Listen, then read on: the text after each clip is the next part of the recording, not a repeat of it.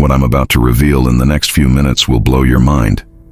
The war between Israel and Iran that nearly triggered World War III in 2025 isn't what you imagine. Although the news only shows soldiers, missiles, and diplomatic declarations, there is a hidden dimension that few see.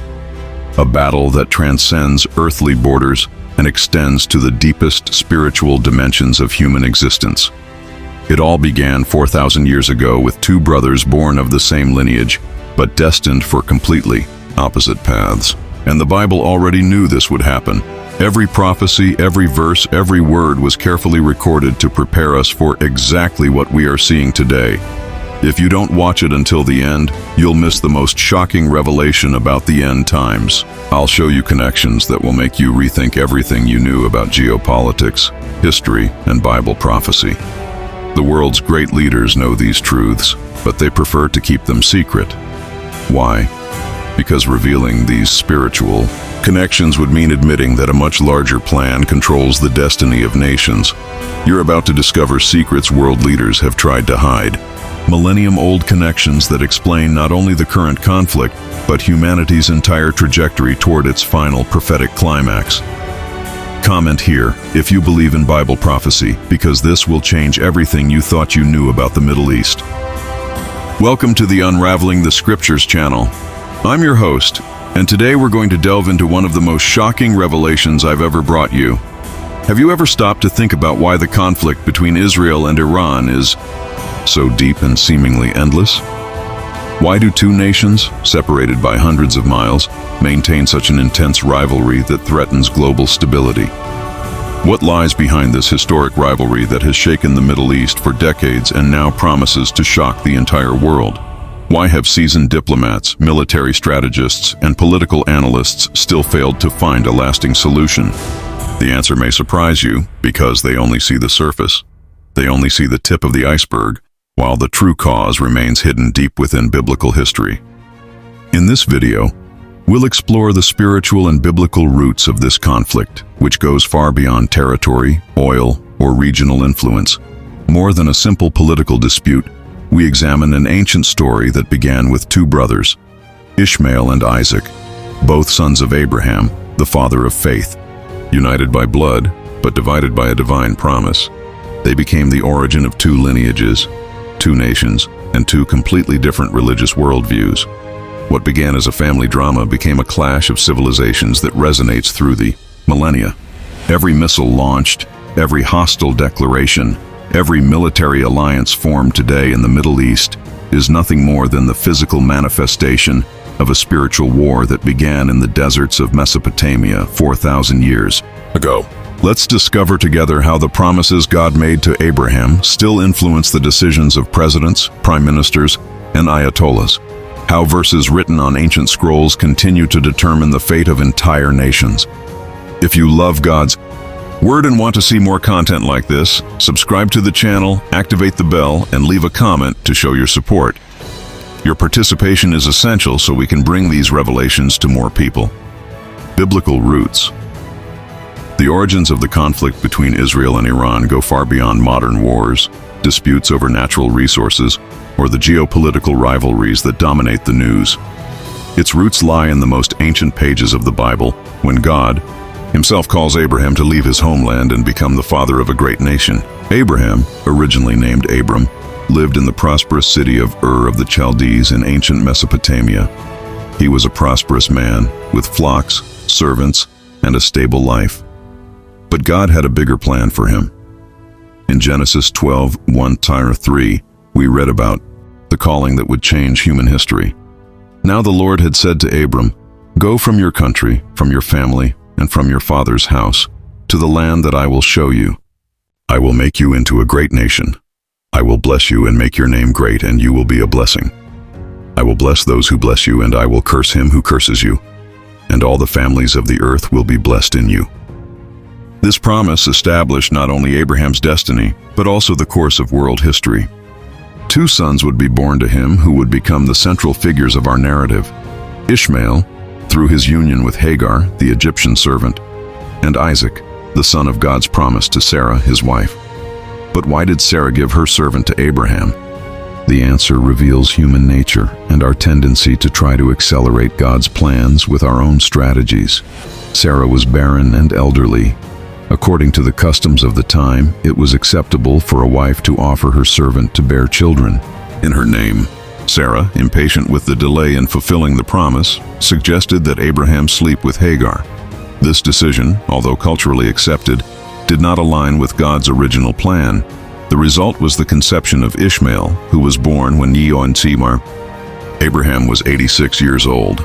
Ishmael grew up as Abraham's only son for 14 years, developing a special relationship with his father and naturally hoping to be the heir to God's promises. However, when Abraham turned 100, Sarah miraculously conceived and gave birth to Isaac, the son of promise. This difference in origin between the two brothers, one born of human impatience, the other of divine faithfulness, has already established two distinct paths with profound spiritual meanings that resonate to this day. Tensions soon arose between the siblings. When Isaac was weaned, Sarah saw Ishmael mocking her son during the celebration. This led her to demand that Abraham expel Hagar and Ishmael, saying, "Cast out this slave woman and her son, for the son of this slave woman will not inherit with my son Isaac." Genesis 21:10. This scene is loaded with prophetic symbolism. Ishmael, the son of the flesh, mocks Isaac, the son of the promise. The Apostle Paul would later interpret this episode as an allegory of the tension between law and grace, between human works and faith in Christ. Abraham was deeply distressed by the situation. After all, Ishmael was also his son, and he loved him. But God intervened, instructing Abraham to listen to Sarah and promising to care for Ishmael. "Do not be displeased because of the lad or because of your servant. In all that Sarah says to you, listen to her voice. For through Isaac your offspring will be called, and from the son of this servant I will make a nation, because of your offspring." Genesis 21:12-13. This divine promise is crucial to understanding the current conflict. God did not reject Ishmael completely.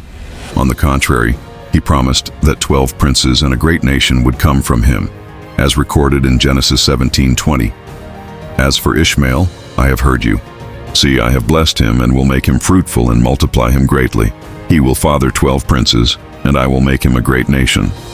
However, the spiritual covenant, the messianic promise, was established specifically with Isaac. In Genesis 17:21 we read, "But I will establish my covenant with Isaac, whom Sarah will bear to you at this time next year." This marked the beginning of a division that would endure through the centuries, between promise and blessing, between flesh and spirit, between the temporal covenant and the eternal covenant. A division we see manifest today in the conflict between Israel and the Arab nations, including Iran. The descendants of Ishmael grew and spread throughout the desert regions of the Arabian Peninsula, becoming nomadic, merchant, and warrior peoples. They retained the memory of their Abrahamic origins, but developed their own cultural and spiritual identity, mingling with other tribes and absorbing influences from different cultures. Meanwhile, Isaac's descendants remained closer to the Promised Land. Isaac fathered Jacob, who became Israel after wrestling with the angel, and Jacob became the father of the 12 tribes that would form the nation of Israel. This lineage preserved the covenant with God more directly, receiving the law through Moses, the teachings of the prophets, and ultimately, the Messiah. While the people of Israel approached the God of Abraham through the Mosaic covenant, sacrifices, festivals, and temple worship, the descendants of Ishmael followed a different path. They maintained a form of monotheism, but lacked the specific revelation of the law or the Hebrew prophets. They mingled with pagan cultures and formed a distinctive spiritual identity, which centuries later would crystallize into Islam. What began as a family separation became a profound religious divide that shaped not only faith, but also the geopolitics of the Middle East. Two worldviews, two interpretations of God's will, two spiritual paths that, despite sharing the same Abrahamic origin, developed entirely different traditions, practices, and expectations. This fundamental difference explains why the conflict in the Middle East is so complex and resistant to purely political solutions. It is not just a dispute over land or resources. It is a competition for spiritual legitimacy, for the right to be recognized as the true heir of the promises made to Abraham. Islamic expansion. Over time, Ishmael's descendants spread throughout the Arab world, establishing tribes, kingdoms, and trading centers that stretched from the Arabian Peninsula to the borders of Persia. It is important to understand that ancient Persia, mentioned in several biblical prophecies as an ally of Gog in Ezekiel 38 and 39, has a historically significant connection to Ishmael's lineage, not through direct kinship, but through spiritual and cultural affinity. Although the Persians were not originally Arabs, they were Indo-Europeans with a rich Zoroastrian tradition. It was Islam that later became the dominant religion throughout the region, unifying many of these peoples under a common spiritual and cultural ideal. This unification created an Islamic identity that transcended ethnic and linguistic differences. God's choice of Isaac did not represent an eternal rejection of Ishmael. On the contrary, God himself promised abundant blessings for him and his descendants. However, a clear prophetic line was drawn, pointing directly to the coming of the Messiah through Isaac's lineage, specifically through the nation of Israel. For centuries, this distinction remained relatively latent. Ishmael's descendants prospered, built impressive civilizations, and developed a rich culture.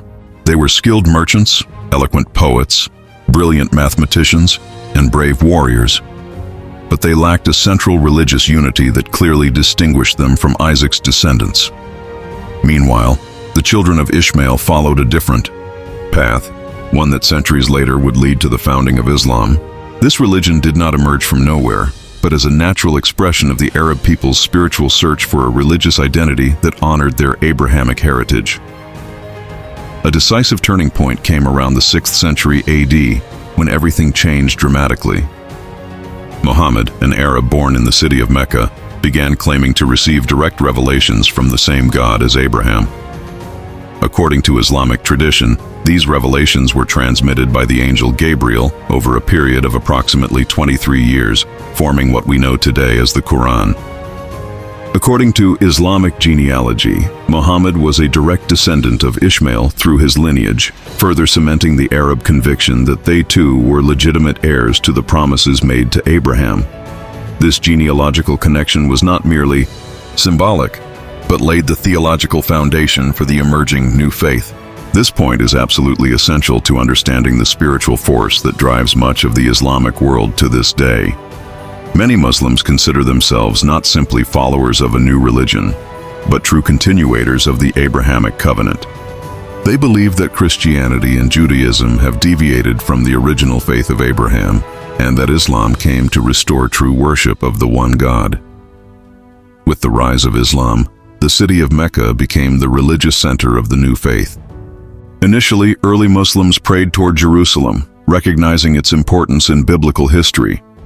But after a few years, the direction of prayer, Qibla, shifted to Mecca, specifically to the Kaaba, which, according to Islamic tradition, was built jointly by Abraham and Ishmael. This change was not merely geographical, but deeply symbolic. It represented the affirmation of a new spiritual identity and the beginning of a religious rivalry that would last for centuries. Jerusalem, the holy city of Judaism and Christianity, was replaced by Mecca as the spiritual center for hundreds of millions of people. From Mecca, now the new spiritual center of the Islamic world, the faith spread with astonishing rapidity throughout the Middle East, North Africa, and vast regions of Asia. Less than a century after Muhammad's death, Islam had become the dominant religion from Spain to India. But this expansion was not merely territorial, it brought with it a powerful theology that elevated Ishmael as the legitimate heir to Abraham's faith. In the Quran, Ishmael is presented as a righteous and obedient prophet who, together with Abraham, purified the Kaaba and established the rituals of the Hajj. This narrative stands in direct contrast to the Judeo-Christian tradition, which sees Isaac as the son of promise through whom the Messiah would come. Islamic theology has developed a completely different interpretation of biblical events. According to this perspective, it was Ishmael, not Isaac, who was nearly sacrificed by Abraham on Mount Moriah.